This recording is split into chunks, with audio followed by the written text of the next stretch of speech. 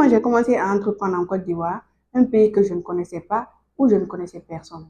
En 2019, je suis arrivée en Côte d'Ivoire et franchement, j'étais complètement dépaysée. Mais une chose était sûre, je voulais entreprendre.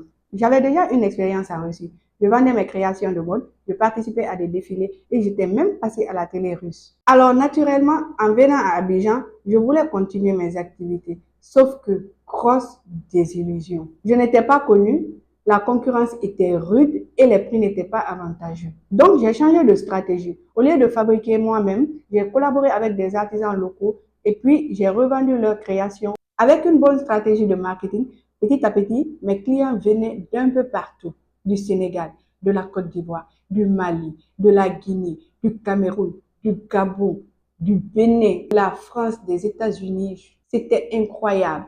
Puis, j'ai voulu passer à l'échelle supérieure en commandant une grosse quantité de cours. Et c'est là que j'ai appris l'une des leçons les plus chères de ma vie. Sans un bon fournisseur et un transitaire fiable, on peut perdre des millions.